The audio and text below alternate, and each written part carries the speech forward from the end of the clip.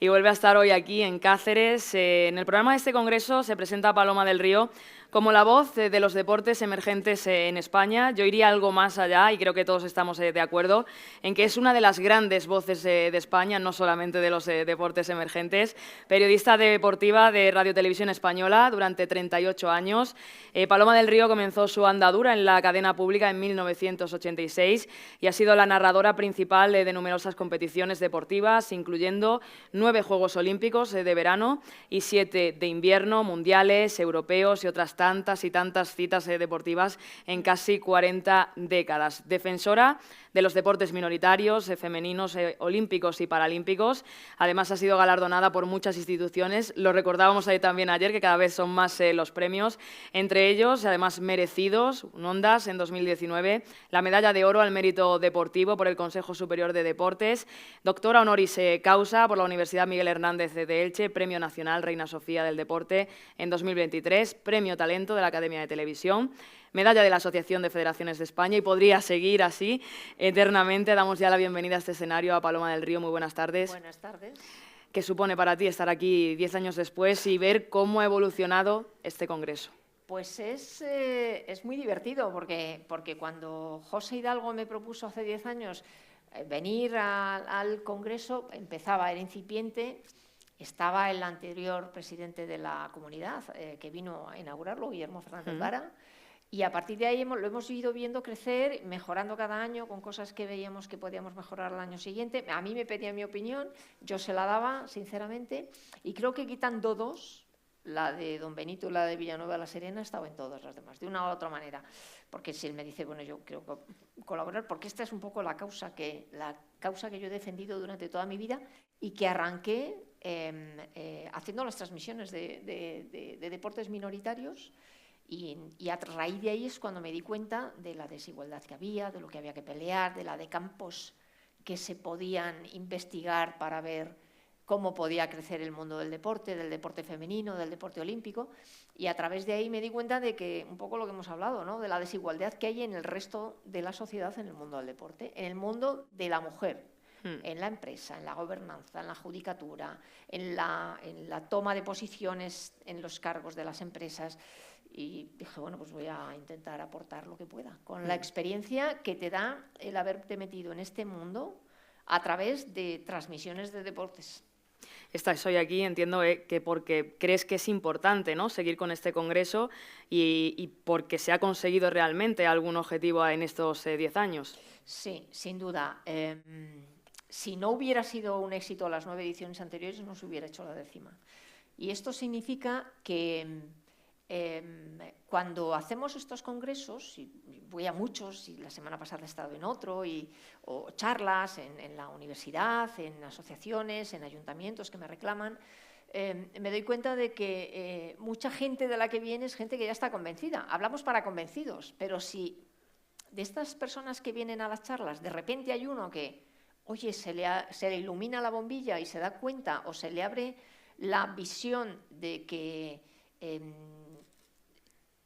algo pasa, hay desigualdad. Yo siempre, para que no lo veamos en una parte etérea que no es comprensible, lo acerco sobre todo al mundo personal de cada uno de nosotros. Si tuviéramos una hija haciendo deporte, ¿nos gustaría que tuviera los mismos medios que tienen en la categoría masculina? Seguramente sí, seguramente querríamos que tuviera mejores condiciones de entrenamiento, mejores horarios, no que siempre entrenen primero los hombres y luego las mujeres, que si van a una competición tengan 2 o 3 equipaciones deportivas como les dan las marcas, porque a ellas solo les dan una y a los hombres les dan 2 o 3, o las que sean. O sea, siempre hay una diferencia a favor de, más grande de los o más varones. pequeña, pero... Dietas. Preguntarle a Dori Ruano cuando iba a competir en ciclismo, cómo a un mismo mundial, con las mismas distancias, las mismas condiciones, a los hombres les daban dietas y a las mujeres no. Y cuando ella, que no se calla tampoco, reclamaba, decía, esto es lo que hay.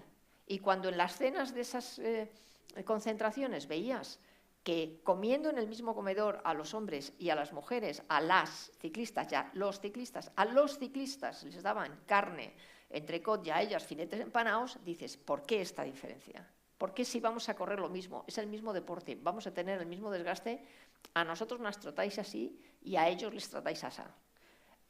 son pequeñas cosas, matices, que con el paso del tiempo llega un momento en el que te hartas de estar en esa situación y vas poniéndolo encima de la mesa para que la gente vaya viendo todo ese tipo de desigualdades que ha habido históricamente en el mundo del deporte femenino. Sí. Y este tipo de congresos sirven también a veces para que la gente se dé cuenta, porque todo esto lo desconocen, porque no salen los periódicos, porque es anécdota.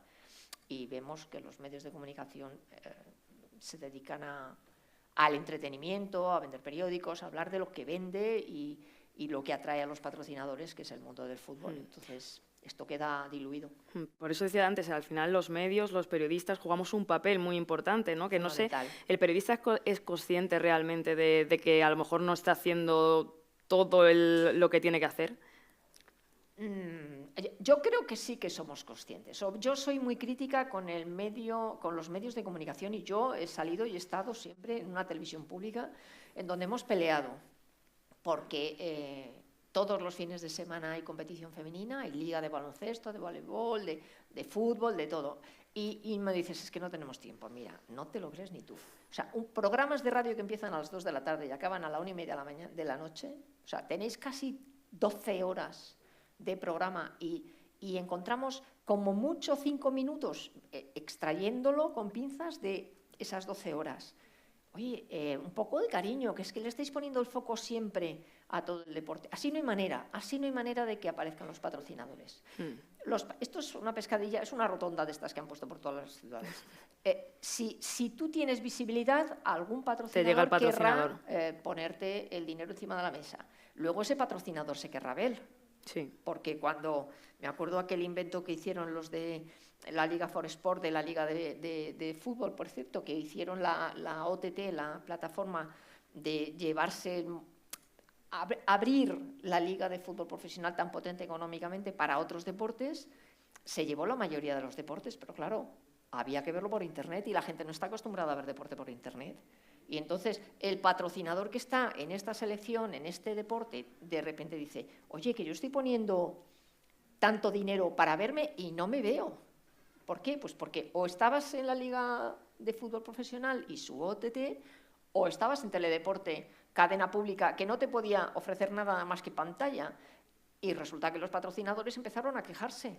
Ese invento que parecía muy bueno, porque la Liga de Fútbol Profesional daba 3 millones de euros, repartía 3 millones de euros en las federaciones de deportes minoritarios, era una buena idea, pero invisibilizaba a los deportes. Si ya tienen poco espacio en televisión, les invisibilizaba todavía más. ¿Qué ha pasado? Pues que esa plataforma al final se ha desmontado y los deportes han vuelto a Teledeporte.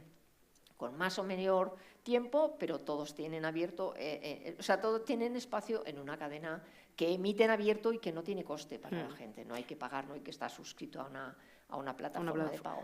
Al final también se queda pequeño, ¿no? Veíamos recientemente esa polémica, ¿no?, de Ana Peleteiro. Además, tú también entrabas a explicar un poco qué era lo que había ocurrido. Es que quejarnos nos quejamos todos, Nos quejamos todos porque claro, yo que he estado en este lado de la mesa recibiendo a los presidentes de las federaciones, lo suyo es lo mejor. O sea, ¿dónde va a parar? El tenis, el baloncesto, lo mejor. El triatlón, lo mejor. Y dices, bueno, ¿y ahora cómo ¿quién hago es el mejor de los mejores? O sea, ¿cómo hago el gazpacho si yo tengo un canal todo que emite 24 horas y que coinciden especialmente los fines de semana todas las competiciones? Habrá que poner orden. ¿Dónde se da ese orden? Cuando se firman los contratos. Hay una cláusula que dice que tienes que ir en directo. En tal cadena, no en directo. Dices, no, en directo. Pero yo que soy más pícara te meto aquí en vez de meterte acá. No, tiene que ir en tal cadena. Está en tiene contrato. Que estar reflejado. Claro, tú no cumples ese contrato y a ti te pegan un palo jurídico que alucinas. Entonces, seguramente lo que Ana, en este caso Ana Peleteiro, desconoce, que luego habrá que ver también el trasfondo de todas esas declaraciones, porque no hay que olvidarse de que los deportistas tienen sus propias redes sociales y a través del tráfico que generan en las redes sociales cobran. Entonces, por poner en contexto un poco, la queja de Ana Peleteiro era que no se retransmitía su prueba porque se estaba retransmitiendo en ese momento la Copa de la Reina entre el Madrid y el Barcelona. Por poner en contexto, esa era la queja que tenía Ana Peleteiro. Ella salió en su canal de Instagram y dijo, como siempre, no me acuerdo exactamente, como siempre tenéis que verlo aquí porque hay otros deportes que son prioritarios, entonces, pero si queréis verlo lo podéis ver aquí. Claro, me parece profundamente injusto. Porque además en este caso era... Vete a Telecinco o Antena 3, a ver qué te dan. Sí, que también se intenta visibilizar esa Copa de la Reina, Claro. También es injusto porque también ellas merecen ese hueco en Es que es muy fácil teledeporte. hablar y entonces tú no tienes todos los datos en la mano. ¿Tú sabes cómo está firmado el contrato del atletismo y cómo está firmado el contrato del fútbol? Las cláusulas, las condiciones. Entonces dices, oye, mira, las clasificatorias van a coincidir con esto, con esto, con esto. Vamos a emitirlas en directo en RTV Play, que se emitieron. Quien quiso verlo lo vio en directo. Se dio todo el Campeonato de Europa de Atletismo del fin de semana pasado se emitió en directo. El viernes en RTV Play y el sábado y el domingo, desde la mañana hasta la noche, toda la jornada completa en Teledeporte. ¿Les sigue pareciendo poco? Fenomenal, si es que me parece me parece bien que te parezca poco. Pero todo lo que se emitió, o sea, que coincidió en franja horaria con ese Campeonato de Europa de Atletismo, se va grabando y se pone por detrás, y se pone por detrás y se emite en directo en RTV Play. RTV Play tiene varios canales, con lo cual puedes verlo en directo si lo que quieres. Es que me ha pasado a mí, sonorizando cuando sonorizaba patinaje o gimnasia. Yo sabía en qué momento iba en teledeporte porque había, los fines de semana hay tal cantidad de cosas que hay que ponerlas en orden y las distribuyes entre todos los canales que tienes. Entonces, venir a quejarte, chica, es que me parece que es muy injusto. Y sobre todo, me parece muy injusto que el redactor que estaba allí, que era Alfredo, no se paró en la zona mixta, como a mí me parece un poco desprecio hacia él, hacia el trabajo del periodista. Luego, el paso del tiempo también me ha dado la oportunidad de saber, en el contacto que he tenido con tantos deportistas de tantas especialidades, que esas cosas, esos comportamientos se terminan pagando. Porque cuando tú vas sembrando y vas creando enemigos de aquí, de aquí, de aquí, de aquí, tu vida profesional va pasando, llega un momento en el que, como le decía yo a María, digo, es que los deportistas os jubiléis 2 veces. Primero como deportistas y luego cuando lleguen los 65 años o cuando sea, te vuelves otra vez a jubilar y tienes que hacer otra vez ese proceso. Pero todo eso, la gente, por lo menos lo que yo he visto, es que la gente que se ha hecho querer y ha sido agradable, comprensible, con los medios de comunicación, luego los medios de comunicación terminan acordándose de ellos. Y cuando no has sido tan amable y te pones tan arisca y haces estos gestos, pues no te quedan ganas de... Siento que se puede entender esa reivindicación, ¿no? Hacia lo de uno y hacia siempre teniendo en cuenta todos los factores que quizá, como decimos, ella a lo mejor no conoce. Ella solo ve atletismo y ella ve su prueba, nada más. Y no ve que hay 4 o 5 deportes confluyentes en esa franja horaria y que la dirección de deportes, en función de los contratos que tiene, distribuye el tiempo en teledeporte de una manera o tiene deporte. Y luego empiezan, es que tienes la 2. Bueno, pues es que la 2 tiene su propio canal, su propio contenido, y la 1 también tiene su propio contenido. Nosotros lo que gestionábamos, yo gestionaba y ahora siguen gestionando, es los canales deportivos que tienes. Tú no te puedes meter en el canal Historia, que lo dirige no sé quién, a poner una película de Paco Martínez Soria. ¿Por qué no? Porque son 2 cosas completamente diferentes. El que emita las películas de Paco Martínez Soria tendrá su propio canal y el canal Historia tendrá otro. Entonces, eso tan alegremente que digo yo, es que está la 1, es que está la 2, bueno, que son canales como si fueran gestionados por un mismo ente, una corporación, pero que tienen su propia organización de trabajo. Se habla desde el desconocimiento al final de la situación, pero ¿cómo ha cambiado Televisión Española desde que empezaste esas primeras narraciones a que ahora hay un teledeporte, un RTV Play y hay una oferta que quizás no, que antes no la había. Era imposible, era inviable. Cuando yo llegué de becaria, los veteranos se acordarán, había 2 canales que acababan a las 12 de la noche. Antes no había programación por la noche, terminaba con oración, despedida y cierre. Se llamaba, es verdad, ponían el himno nacional y se chapaba. Y se llamaban el UHF y el VHF. Incluso todavía en alguno de ellos, en lo que es la 2 ahora, se emitía en blanco y negro.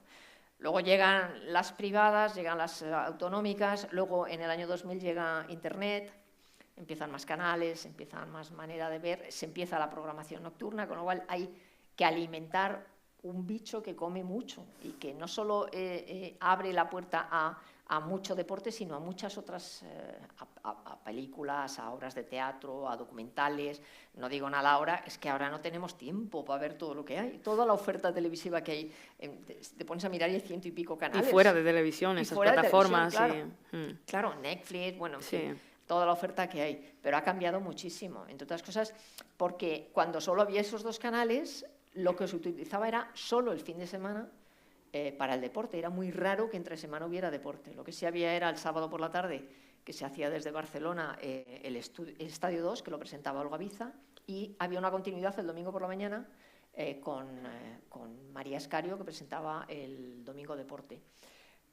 Aparece en el 94 teledeporte. Empezamos con 4 horas, o sea, 4 horas, luego 6, luego 8, ahora 24. Eso para las federaciones fue fabuloso, porque permitía a todas esas federaciones que de vez en cuando entraban en la programación de fin de semana con sus competiciones, a lo mejor una competición que empezaba un miércoles, poder tener continuidad de miércoles a domingo, no solo dejarlo para el fin de semana. Y eso para los patrocinadores era muy bueno, para la gente que aportaba dinero a la hora de sostener el deporte. Y eso fue muy bueno para todos ellos. De hecho, cuando en la crisis de 2012, la crisis económica, el presidente que estaba en ese momento en la corporación lanzó el globo sonda de que a lo mejor había que cerrar teledeporte, te puedes imaginar el movimiento de las federaciones.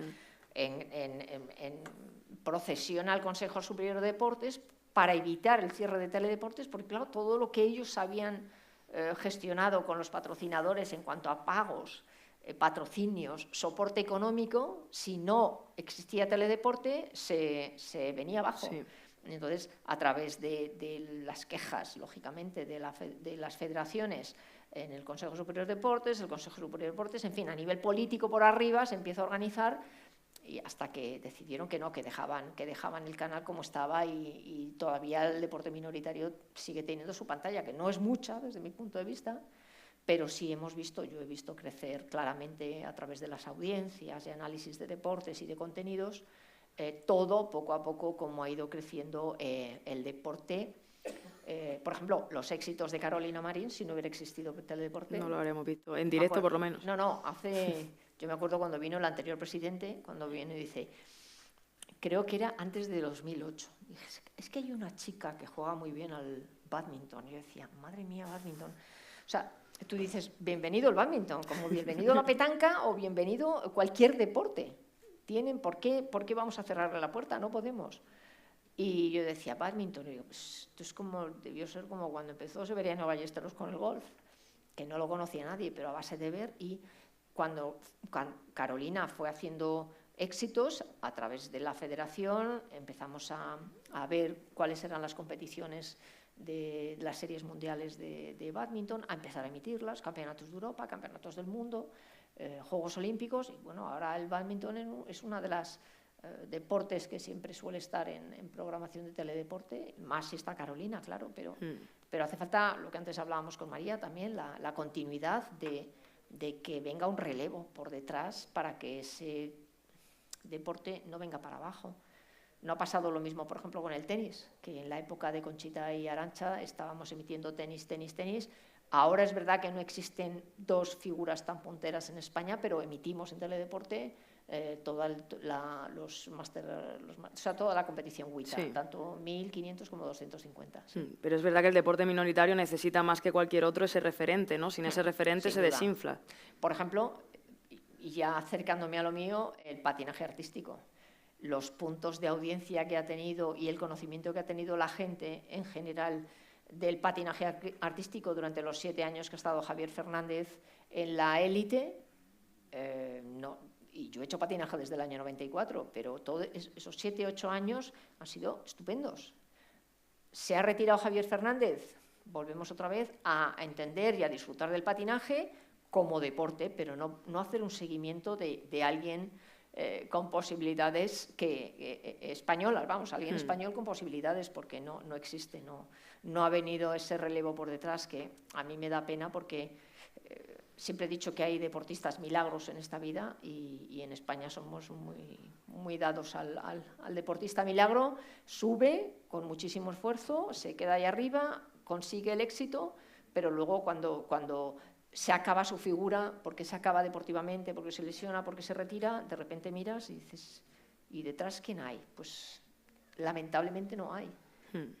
Entonces te tienes que reconsiderar a la hora de la emisión todo esto. Todo. Sí. O sea, qué deportes dar, cómo va el deporte en sí, en fin, son muchos factores. Para ti han sido 38 años de carrera, conociendo, imagino que muy de cerca también a los deportistas.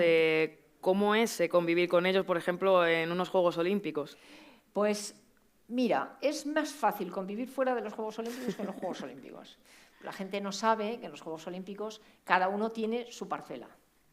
A los deportistas, si acaso, les ves en competición y en la zona mixta cuando termina. Ir a la Villa Olímpica no es tan fácil. Para entrar en la Villa Olímpica tú no puedes, como periodista no puedes entrar. Tu acreditación te dice en qué zonas puedes entrar y en cuáles no. Y para hacer, por ejemplo, una entrevista a alguien del equipo español que está en la Villa Olímpica, tienes que hablar con el Comité Olímpico Español para que te gestione que en la zona internacional, es decir, ni fuera ni dentro, que esa zona es privada para los deportistas, en esa zona internacional es donde tú te vas a encontrar con ellos tal día, tal hora. Les ves por televisión o los ves cuando han terminado, cuando pasan por la zona mixta. Son poco accesibles cuando normalmente son muy accesibles, ¿no? El sistema no te permite. Sí. El sistema no te permite. Igual que todo tipo de acreditación que llevemos los periodistas no te permite acceder, por ejemplo, a la zona de entrenamiento. A mí casi me echan por culpa del Almudena Cid de unos Juegos Olímpicos, de los de Pekín, porque me cogió de las manos y me metió en una zona donde yo sabía que yo no podía estar. Y mira que llevaba juegos. Pero me arrastró y cuando salí de allí me encontré con el chino de turno tomándome nota de la acreditación. Yo dije, mañana me echan. Mañana me echan. Casi salen en las noticias, pero al otro lado. Yo dije, anda, que con los años que tengo que me echen de unos juegos. Tiene guasa la cosa. Pero no, al final hablé con el presidente de la con el jefe de prensa de la Federación de Gimnasia, le conté lo que había pasado, le dije, mira, Filipe, no te preocupes, es que los chinos son... pero es tuyo, así, lo llevo aquí. A ver si llega uno que te da fuera. Hemos hablado esta mañana mucho de igualdad. En tu caso, la igualdad no sé si entendida una doble vía, si tú te has sentido menos por estar en esos deportes minoritarios y si te has sentido menos por el hecho de ser mujer. En el año 86 no era fácil ser periodista deportivo, porque era... y sigue siendo, un poquito menos, pero sigue siendo un mundo masculino, pues como el de los árbitros, masculinizado, hecho por hombres, consumido por hombres, con un lenguaje andrógino. Yo cuando llegué a la redacción, suerte que tuve a Mari Carmen Izquierdo, estaba también, como decía, Olga Biza y estaba Mercedes Milá en Barcelona, estaba Elena Sánchez, estaba María Escario, en fin, había 3 o 4 personas, 3 o 4 mujeres en la redacción. No tuve el problema con la gente de mi generación porque veníamos de la facultad y estábamos acostumbrados a estar hombres y mujeres, pero los veteranos, qué mentalidad. ¿Y tú, bonita, por qué quieres ser periodista deportivo? Y yo no daba crédito, yo soy muy simpática y muy fría y como si hubiera nacido en la misma Islandia, en el centro, en el iceberg de Islandia. Entonces le dije, ¿a ti te parece que si yo hubiera querido ser médico... claro, yo estaba trabajando de noche para pagarme la carrera, trabajaba en una UBI. Y entonces me decía que cómo es que no había sido médico. Digo, ¿tú crees que yo, si hubiera querido ser médico, hubiera estado 5 años estudiando la carrera de periodismo? Pero no me molestaba la pregunta, sino el tono. ¿Y tú, bonita, cómo es que no has estudiado medicina? Digo, pues porque quiero, como tú, ser periodista deportivo. Y este mismo, por detrás de uno de los días, siempre yo veía que quería quedarse solo conmigo. Era becaria, ¿eh? Y un día pues, estaba yo en mi telediario, haciendo mis piezas de telediario, y pasa por detrás de mí y me pone las manos en el pecho. ¿Y esto te gustaría que se lo hicieran a tu hija? Bueno, se quedó, aquí no veo nada rojo, pero jamás quiso volver otra vez a quedarse solas conmigo. Porque... eso debía ser lo normal en esa época, pero para mí no era normal que te toquen las tetas en una redacción en donde estás trabajando. Ni en una redacción, ni en un ascensor, ni en ningún lado. Ni en ningún sitio. Y entonces, vuelvo a lo de siempre. Acércaselo a su persona, a su hija, a su hermana. Lo que tú quieras o no quieras para tu hermana, para tu hija o para tu familiar, no lo quieras para mí.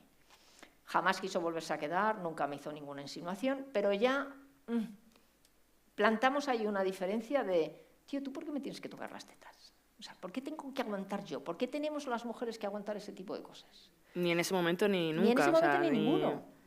Eso es una cuestión privada, tú consientes o no consientes tener las relaciones más cercanas, más lejanas o del tipo que quieras con quien quieras. Por suerte en eso sí hemos evolucionado dentro y fuera de... Sí, y sobre todo luego en la redacción, que afortunadamente la redacción de deportes de Televisión Española, que es donde yo he trabajado toda la vida, siempre ha sido muy igualitaria. Allí llegaban hombres y mujeres y a todos se les trataba, se veía la capacidad, porque no todos tenemos el mismo talento.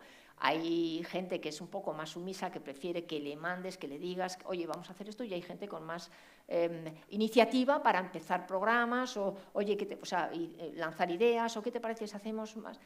Hay de todo, como en todos los sitios, y tú tienes que saber gestionar esas redacciones, organizando equipos, que sabes que a este no le puedes pedir que dé un paso adelante porque no es capaz, no le sale, él prefiere que tú le mandes a hacer no sé qué cosa, pero que él hace muy bien. Pero hay otros que no, que tienen más iniciativa, y entonces todo eso lo tienes que ir aprendiendo, lo vas aprendiendo con la práctica. A mí la carrera me sirvió para tener el título, pero aprendí a ser periodista ejerciendo de periodista y luego de gestora. Que hay gente que también luego llegamos a los cargos directivos, tienes que gestionar no solo contenidos, hablar con las federaciones, conocer el mundo del deporte. Vosotros aquí hay muchos estudiantes y yo los que conozco, porque sigo hablando con ellos y me siguen mandando preguntas para hacer los trabajos de fin de grado y de máster, y yo siempre hay una primera oportunidad. Yo también he tenido que pedir favores para terminar mi trabajo, y yo si puedo lo hago, y ¿por qué no voy a poder hacerlo? Es como las redes sociales, la gente se sorprende de que le conteste, digo, pues no está para comunicarnos, pues vamos a comunicarnos, pero bien, no me insultes. Si te insultas, fuera. Pero lo que yo veo en la mayoría de la gente, y especialmente los chicos que están estudiando periodismo y quieren ser periodistas deportivos, es que lo que quieren ser es tertulianos del chiringuito, que me parece estupendo. Pero eso no es ser periodista, eso es hacer entretenimiento del mundo del fútbol. Del mundo del fútbol, solo del mundo del fútbol. Porque luego tú les haces 4 preguntas de deporte. Dime el presidente de la Federación de Atletismo. España, no te estoy diciendo el internacional. Miran para abajo. ¿Las armas de la esgrima? Ni idea. ¿Los deportes de decathlon? ¿Diferencia entre el béisbol y el softball? Ni idea.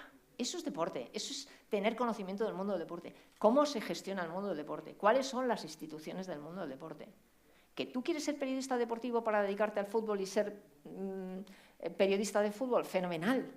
Pero eres periodista de fútbol, no eres periodista de deporte. El mundo del deporte abarca mucho más. Yo todo eso lo he ido aprendiendo. Suerte que tuve. Cuando llegas a una redacción, no es una redacción virgen en donde los deportes están por asignar. Tú te incorporas en ese tren que llegas al final y esperas tu oportunidad. Y mira tú por dónde, pues precisamente como María Escario y Olga Biza presentaban programas el sábado y el domingo, el jefe no quería que cada vez que había una competición de gimnasia o de gimnasia artística o de gimnasia rítmica, dejaran el programa. Y entonces me dijeron, tú. Llegó tu oportunidad. Y entonces a partir de ahí empecé a estudiar gimnasia artística y luego empecé a estudiar gimnasia rítmica, que puedes tener una idea del reglamento, pero una cosa es saber el reglamento como espectadora y otra cosa es saber el reglamento cuando tienes que explicarle a la gente las diferencias entre un ejercicio y otro, que dices, pues si veo igual, si no ha pasado nada. O el patinaje, lo mismo. Entonces tienes que estudiar mucho y tienes que ver mucho deporte para saber diferenciar, por ejemplo, los 6 saltos de patinaje. Tú ves a un tío que salta, o una mujer, o una pareja que hace pum, pum, y dices, bueno, pues ese salto es el más sencillo. Dices, ¿pero por qué? Si no se ha caído. Ya, pero ese es el que menos vale. Pues tú tienes que saber por qué ese es el de menor valor. Y todo eso se lo tienes que explicar a la gente, con un lenguaje que llegue, que la gente se entretenga, que no se marchen, que no cambien de canal. La primera bofetada que me la di en la primera transmisión de rítmica, yo toda chula, venga, palabra para acá, palabra para allá. Llego a mi casa y le digo a mi madre, ¿qué tal? Y dice, muy bien, pero no me he enterado de nada. Y entonces dije, pues mira, pues fenomenal. O sea, si tú que estás a favor de obra no te has enterado de lo que yo te he querido contar, es que estoy haciendo las cosas mal. Y entonces empiezas a utilizar un lenguaje que la gente se entere, se lo pase bien, se divierta, viva la competición con la emoción que la vivo yo. Y esa labor de divulgación también, ¿no?, que tiene que tener el periodismo. Con los años y te das cuenta del tipo de lenguaje y hablar con palabras accesibles, porque yo utilizaba en gimnasia, cuando hay un deportista que hace un ejercicio o un elemento muy importante y está acreditado, está dentro del mundo del código, y entonces en vez de decir el nombre del... O sea, alternaba, en vez de decir ha hecho un vals, pues decía ha hecho un vals que consiste en un doble mortal adelante con doble pirueta, caída no sé cómo. Y entonces vas describiendo, porque luego los puristas, mira, si somos 48 millones de personas, ¿cuántos conocen el reglamento de rítmica? ¿20.000? Pues a lo mejor, como mucho, o de patinaje. Entonces, ¿hablamos para 20.000 o hablamos para 49.980.000? Entonces, yo hablo para la gran mayoría y tengo que decir, oye, esto que acabas de hacer se llama Biles, o esto es un Markelov, o esto es un triple axel. ¿Por qué se llama triple axel? Porque es el salto más difícil y es el único en el que tiene 3 vueltas y media. Y este es el más complicado que hacen los patinadores. Entonces, alternas el lenguaje que lo entiende todo el mundo con el lenguaje técnico que lo entienden los técnicos. Hablábamos antes de esos referentes, de ese relevo generacional. No sé si Televisión Española estará un poco huérfana de una voz que realmente represente a esos deportes minoritarios. Bueno, hay seguramente vienen relevos. O sea, el pirulí sigue, yo llegué y me he marchado y sigue. O sea que no puedes pensar que eres imprescindible y que el mundo se va a acabar cuando tú te jubiles, pero tienes que pensar que tiene que haber relevo. Ha habido personas que han tomado el relevo en los deportes, que estaban todas. Virtudes Fernández, que es la que hace el triatlón, por ejemplo, decía, no, a mí no me líes, a mí no me líes. Digo, no, si yo no te voy a liar, como diciendo, sustituirla a palo. Y entonces decía, digo, esto es cosas de los jefes, así que no es cosa tuya. Y dice, yo ya tengo bastante con la vela del triatlón, porque a Virtudes le tentaron, pero Virtudes dijo que no. Porque es un trabajo muy, a veces ingrato, de mucho estudio en silencio, es muy invisible, pero luego llegan los Juegos Olímpicos y la gente dice, oye, qué bien lo pasas. Como, pues sí, lo haces bien, pero llegan otros, igual que yo relevé, tampoco me voy a considerar el centro de la dirección de deportes en cuanto a las transmisiones. Mejor o peor van a seguir, porque mejor o peor siguen los deportes y hay que sonorizarlos. Entonces, allá cada cual como se entrene, se estudie, porque hay que estudiar muchísimo, hay que estar al cabo de la calle de los reglamentos, de los cambios de los reglamentos, de los cambios de valor de los elementos que hacen, y eso es un trabajo que la gente, como decía antes María, tú desde el sofá de casa lo ves estupendamente, y le das al botón y dices, qué bonito, pero luego hay una cantidad de cosas por la trastienda que no ves. Y esa es la labor de preparación, de estudiar las competiciones, de estudiar a los deportistas, sus trayectorias y condensarlo en muy poco tiempo. Un ejercicio de rítmica dura 90 segundos y entre que termina uno y arranca otro, como mucho hay un minuto. Entonces tienes que ser muy conciso, utilizar un lenguaje adecuado, no estamos en la taberna con los amigotes, o sea, hay que hablar correctamente y ser espontáneo y ser educado con la gente. Con cercanía, pero siempre desde un contexto profesional. Sin faltar, sí. El consejo al final para el periodista, el que quiera ser periodista deportivo real, es la formación. Claro. En deporte. En deportes en general y esperar tu oportunidad. Ya te digo que cuando llegas a la redacción los deportes están asignados. Yo cuando llegué estaba Valentín Requena, ya sabía hacer las motos, Luismi López hacía el balonmano, en fin, el fútbol estaba distribuido. Y esperar a tu oportunidad, porque tú llegas, te incorporas y esperas a que te llegue. No vas a esperar a decir, oye, yo quiero a la carta. No, a la carta no, porque hay una especie como de respeto a la jerarquía. Y si los que están por delante de ti ya están trabajando y tú no vas a llegar, la recién llegada con 26 años, a quitar a señores que llevan 20 años haciendo transmisiones. Por ejemplo, pues José Ángel de la Casa o Gregorio Parra, que hacían las transmisiones. Entonces, por mucho que a mí me gusta el atletismo, yo no iba a ocupar un puesto que ya estaba ocupado. Entonces, tú tienes que esperar a que te llegue la oportunidad y para eso tienes que estar formado. Voy a mirar a la grada por si hay alguna pregunta, alguien que quiera aprovechar esta oportunidad. Aquí tenemos una pregunta. porque nos vamos a quedar de nuevo sin tiempo. No, y hay que comer, ¿eh? Y hay que comer. Muchas gracias, Paloma, antes de nada por acompañarnos de nuevo. Has comentado alguna situación desagradable, pero a mí me gusta siempre quedarme con los aspectos positivos. Y a lo largo de toda la dilatada y exitosa trayectoria que has tenido, me gustaría que nos comentaras con qué 3 momentos te quedarías en lo positivo. ¿Con qué 3 momentos positivos te quedarías? Será complicado decidir, pero bueno, te pongo ese reto. En el archivo, en la biblioteca de televisión, hay miles de horas de mi voz, de transmisiones. Como decía Almudena Cid, cada vez que pongo una transmisión apareces tú, porque siempre he retransmitido toda su competición. Si tengo que hacer un poco desgranar una cosa de otra, creo que un periodista tiene que aspirar a trabajar en lo más importante de su especialidad. Por ejemplo, los de cine en el Berlín o en la cobertura de los Oscar, o los de economía en una reunión del G7, y los de deportes, desde mi punto de vista, o en una final de una Copa del Mundo o en unos Juegos Olímpicos. Y yo he tenido la suerte de estar en 9 de verano y 7 de invierno, porque hacía la gimnasia y el patinaje, con lo cual para mí eso ha sido maravilloso. Si tengo que entresacar algunos de ellos, entresaco los de Barcelona, porque son los de casa y tienen un componente emocional muy bueno. Momentos bonitos, sobre todo cuando había algún español o española intentando ganar una medalla. Por ejemplo, la medalla de oro de Atlanta, de las de rítmica, las medallas de Herbie de Fer, de Patricia Moreno en artística, las últimas las de Río, de subcampeones olímpicos en rítmica, la de Carolina Pascual en Barcelona. Y luego momento que no olvidaré jamás, y Marisol estaba allí también, fue el momento en que en los Juegos de Vancouver 2010, Joanny Roset, la patinadora, que el año anterior había sido medalla de bronce en el Campeonato del Mundo de Patinaje, y estábamos en Vancouver. Ella es de Montreal y estábamos en Vancouver, que está en la costa pacífica del continente. Pues bueno, ella estaba con la delegación y los padres ella empezaba en la segunda semana, empezaba a competir el martes. Los padres habían viajado el viernes anterior a Vancouver para ver la competición de Joanny. De viernes a sábado la madre muere de un infarto. Y entonces nos quedamos todos devastados. Era canadiense, ella era canadiense, era la gran estrella del patinaje de allí. Y junto con los de danza, los que mejor posibilidades tenían de conseguir medalla. Pues ella...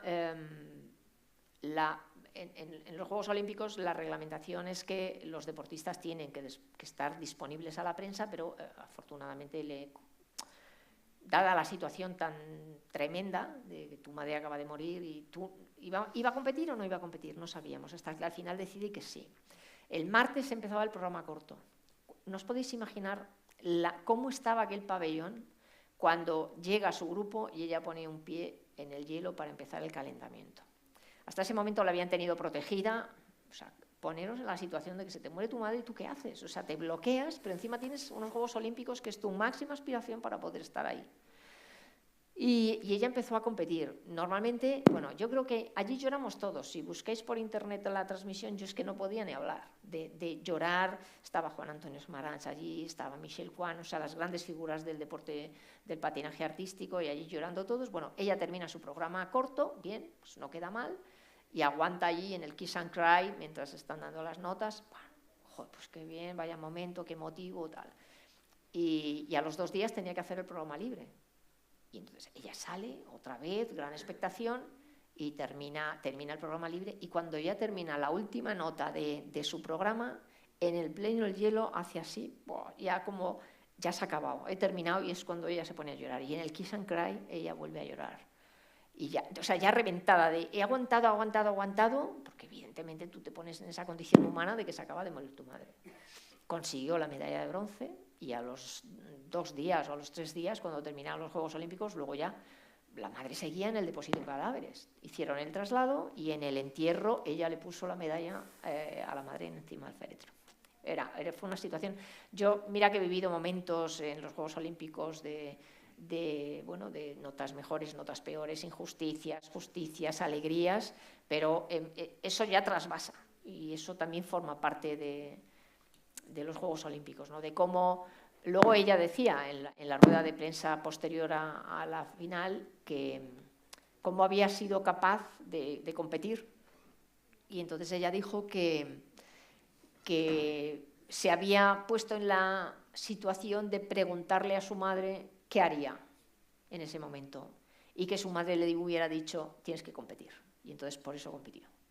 Pero yo creo que ese ha sido el momento más emocionante para mí a la hora de hacer una transmisión y bueno, he tenido momentos de ataques de risa, de ataques de tos, de hacerte pis, que tienes que salir, de decir que no puedo más, que me voy, que paro el micro. Yo me he ido de las transmisiones y la gente no se ha enterado, porque yo hablaba y decía al técnico que no puedo más, que me tengo que marchar, voy a cortar el micro, salgo corriendo y vuelvo, y ya cuando vuelvo, vale, para que no se pensara el otro que estaba en San Cugat que se había roto algo, y entonces salía zas corriendo ya. Cuando estoy en Torre España lo hacía de una manera y cuando estaba en el pabellón yo ya había hecho la intendencia de dónde estaban los baños, cuánto tardaba. Te habías cronometrado. Tenía todo controlado. Entonces, según llegaba, daba el micro y decía, qué buena competición. O sea, y la gente no se ha enterado de que yo me he marchado, pues porque la naturaleza es la naturaleza. Sí, pero al final, como decíamos, ¿no? Te habrá costado quedarte con uno, dos, tres momentos porque serán miles. Son muchas vivencias, como con Tamícara le pedía a Ferrer Salat en los Juegos de Seúl que quería ir a ver la ceremonia inaugural y entonces el tío se partía de risa, claro, la ceremonia inaugural, tú recién llegada, yo quería ir a la ceremonia. Y entonces le debí hacer gracia y entonces me dijo que sí, pero que no tenía la entrada allí en ese momento y que me la dejaba en el hotel. Y cogí un taxi en la noche de Seúl lloviendo negra y yo decía, anda que tú también. Pero fui al hotel, conseguí la entrada y fui a la ceremonia, sí. Ha sido mucho en tu carrera de el no ya lo tengo, ¿no? No, yo la no tengo. Mi tía me dijo cuando era pequeña, el mundo es de los intrépidos. Y yo, desde luego, lo intentaba. Si podía, podía. Y si no podía, pues no podía. Pero por lo menos no me iba a quedar con el regumello de, anda, que tenía que haber hecho esto, joder, si hubiera dicho, no sé. No, yo lo intento. Que no sale, pues no sale. Pero no dejo de intentarlo. A ti los deportes minoritarios, como decíamos, también te han dado mucho, ¿no? Todo, por así decirlo. Sí, porque yo no me he dedicado al fútbol, afortunadamente. Tiene unas tensiones que no, yo que soy una persona tranquila, no estoy acostumbrada a esas tensiones que se viven a todos los fines de semana, las broncas, pues lo que decíamos, la mala educación, la falta de insultos. O sea, yo me veo el Seis Naciones y los fines de semana me trago los 3 partidos de Seis Naciones, porque allí no se discute, al árbitro ni se le acercan, o sea, es que ni se le acercan, es que es el árbitro el que llama al capitán de uno y al capitán de otro, le dice a los de Inglaterra, oye, tu equipo está haciendo muchas faltas, haz el favor. Y entonces el capitán va y le dice al equipo, oye, que nos van a castigar la próxima como hagamos otra falta. Pero allí nadie discute, ni siquiera, ellos van con micro y van tomando, o sea, todo el estadio oye las declaraciones y las decisiones que toman, y cuando tienen que recurrir al VAR también. Y todo es público, pero allí nadie discute, nadie pita, nadie, si han hecho un ensayo y hay que anularlo porque han visto no sé qué falta previa, dice, no hay ensayo, y todo el mundo asume, los espectadores. ¿Por qué esa cultura de la educación y del respeto no se traslada a otros deportes? Ya no digo el fútbol, al baloncesto, al fútbol sala. Ayer comentábamos en la cena, la semana pasada, un árbitro, no sé si fue fútbol sala o fútbol, fútbol fue, ¿no? Después de que terminó, después de estar todo el partido calentando, sí, bajó al vestuario, le pegó un porrazo al árbitro y el árbitro cayó al suelo y tiene rotura de cráneo. Y que no le pase nada, porque a este se le cae el pelo de tanto insultar. Sí. O sea, ¿eso se lo harías a tu hermano?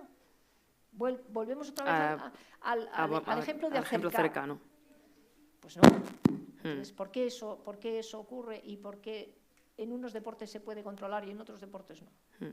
Pero al final estos deportes a ti te han dado paz, ¿no? Porque sí. Con la tranquilidad que se respira en ese otro mundo, digamos, sí, al margen de... En estos deportes es muy raro. Puedes estar de acuerdo más o menos en una nota o en otra, en un favoritismo, en una tendencia hacia una anotación o otra, pero ahí suele haber un respeto y ves los deportes disfrutando de la competición. no del mal rollo. Sin querer demonizar tampoco el fútbol, que tiene tiene cosas muchísimas cosas buenas sí. y muchísimos valores también, que sí. por suerte también se ven en muchos campos de fútbol, que tampoco hay que darse solo con esa parte más... Sí, pero yo los que yo he hecho han sido deportes tranquilos, para disfrutar, para pasar la tarde, para atraer clientela, como digo yo, para que se queden los espectadores viéndolo en televisión, o si quieren acercarse a una competición, a un pabellón, pues que lo vean y que disfruten. Y para que ese deporte minoritario sea cada vez menos minoritario, ¿no? Y mayoritario, y que atraiga patrocinadores y que les ayuden a crecer. Si hay alguna pregunta, ya va a ser última oportunidad. Allí.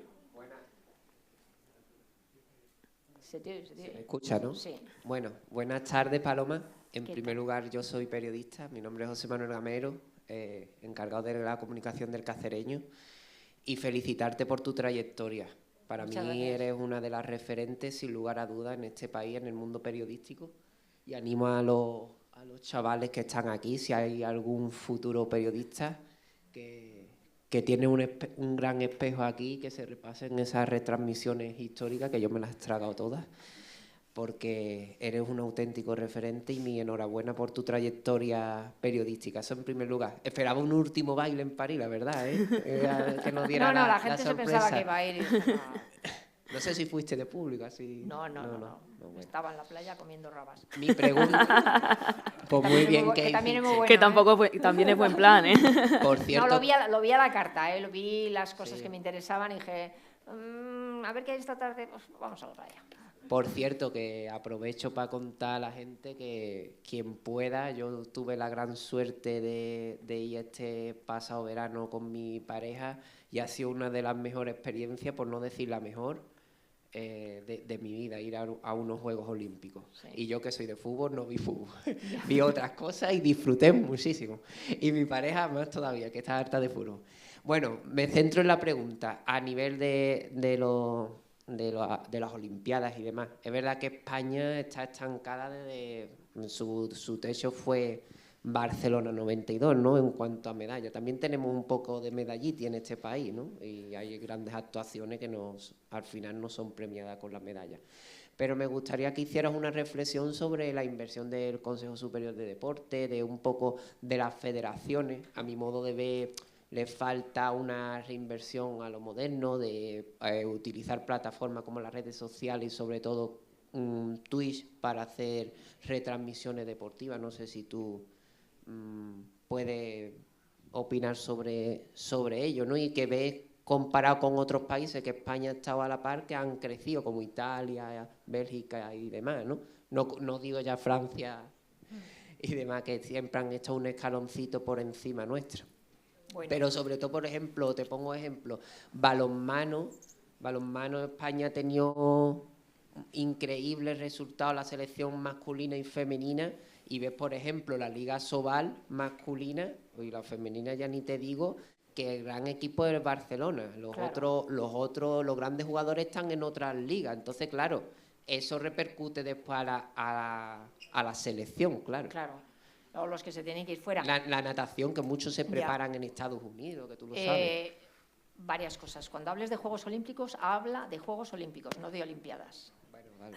Juegos Olímpicos son los 16 días de competición. Vale. Y Olimpiadas son el periodo que hay entre unos Juegos Olímpicos y otros. Vale. Entonces, esa es la primera apreciación, porque ahora estamos en la Olimpiada de Los Ángeles, que culminará con los Juegos, con una fiesta deportiva que comenzará en julio del 2028. Entonces, cuando son Juegos, o sea, esa competición que tú fuiste a ver el año pasado en París, son Juegos Olímpicos. Que al final la RAE lo va o ya lo ha dado como por bueno. Por bueno, pero bueno. Es toda una cuestión de inversión y es una cuestión de visibilidad. Esto es la pescadilla que se muerde la cola. Cuanto más dinero haya, más se puede invertir. Cuanto más el dinero que tienen las federaciones viene a través de los presupuestos generales del Estado que se conceden al Consejo Superior de Deportes. Y el Consejo Superior de Deportes distribuye a las federaciones. Cuanto más dinero entreguen, pues más dinero puede distribuir cada una de las federaciones en las diferentes partidas. Claro, el mundo de la comunicación no es el prioritario en las federaciones. Hay muy pocas, no te diría 5 o 6, que tengan alguien encargado de prensa. ¿Qué hacen los deportistas? Como no tienen el respaldo muchas veces de las federaciones, porque no tienen ese sistema de de promoción desde la propia federación. Por ejemplo, la Federación de Atletismo sí, porque tiene a Paloma Monreal, la de fútbol, la Liga ya hemos visto que tiene una persona dedicada, pero no es lo normal. O si es muy deficitario para los medios de comunicación. ¿Qué hacen los deportistas? Por ejemplo, el ejemplo perfecto fue Ander Mirambell, el de Skeleton. Ante la ausencia de una promoción adecuada por parte de su federación, lo que hacía era que quedaba con nosotros y nos mandaba con los supermóviles que hay ahora, que graban en HD, 1 minuto de su competición. Entonces nosotros en Telediario emitíamos las imágenes, porque televisión es telediario y telediario es televisión. En la prensa puedes mandar la foto y con la foto es suficiente, pero nosotros somos televisión y si no tenemos imágenes no podemos emitir. Entonces, él nos mandaba la información, que normalmente la información por escrito venía a través de teletipos y era más fácil de encontrar, pero él nos mandaba 1 minuto de su actuación y entonces íbamos haciendo. Claro, eso está haciendo que recaiga sobre el propio deportista su propia autopromoción a través de las redes sociales, que ahora se puede hacer, antes no se podía hacer. Pero esto es una cuestión de la distribución del dinero de los presupuestos generales del Estado que les llega a los deportistas, a las federaciones, o sea, es todo un canal. El Consejo da a la federación de turno distribuirá pues, para esto, para lo otro, como distribuyan. Y claro, tiene que haber cuanto más promoción haya, más llega a las redacciones de los medios de comunicación, prensa, radio y televisión, más se puede dar vida, dar visibilidad a ese deporte. A mí me encantaría que todas las federaciones tuvieran un canal de TikTok, o sea, donde poder acceder a encontrar información de ese deporte o de esos deportistas en cada competición, pero no la hay, lamentablemente. Entonces, cada uno verá cómo distribuye y las ganas que tiene. Luego, eso sí, en los Juegos Olímpicos todo el mundo quiere aparecer, todo el mundo quiere estar en la foto. Y muchas veces, decía Ruth Beitia, que ella utilizaba muchas veces las redes sociales para, hoy voy a competir en no sé dónde, hoy he hecho tal resultado, pues como hacen para o voy a estar en tal charla. O sea, las redes sociales bien utilizadas son una pantalla muy buena. Pero oficialmente es difícil porque hace falta dinero y el dinero es lo que, sobre todo después de pasar la crisis del 2012 económica, en donde se hubo que hacer tanto recorte, luego volver otra vez a tener el nivel que teníamos anteriormente y llegar a los Juegos de Barcelona. Claro, es que en Barcelona se hicieron unas inversiones bestiales que no se han hecho después, posteriormente. Se nos quedan muchas preguntas en el tintero, a este lado y a este también, sí. Que yo también me quedo con ganas de alguna más. Nos quedamos sin tiempo, pero sí me gustaría, como cierre de esta 10ª edición, tu deseo para las 10 próximas ediciones. Pues mi deseo es que venga mucha gente, que haya implicación por parte del mundo de las empresas, que vean lo bueno que es invertir en deporte, la buena marca que generan como empresas y lo atractivo que sirve para ello. Todo el mundo, todas las marcas quieren tener el cartelito de patrocinador del equipo olímpico español. Bueno, pues para eso hace falta que hagan una inversión económica, porque eso al final luego se les viene encima y se les revierte les vuelve en impuestos, en la cuestión de cuando llegue el momento de hacer el IRPF. El 90% de la inversión, si el acontecimiento es declarado de interés general, si invierte 100.000, les devuelven 90.000, con lo cual al final les ha costado 10. Pero para las empresas, desde mi punto de vista, es muy bueno que te asocien con algo divertido, lúdico, entretenido, como es el mundo del deporte. Y eso les hace crecer pues todavía más. Pues con ese mensaje ya de cara al futuro nos despedimos en esta 10ª edición del Congreso Deporte, Igualdad y Empresa, como decíamos, deseando que haya sido enriquecedor para todos los que habéis participado, para todas las personas que han estado hoy aquí y deseando, como no, que nos volvamos a ver el año que viene y por otros 10 años más. Muchísimas gracias, Paloma, y muchísimas gracias a todos. Buenas tardes.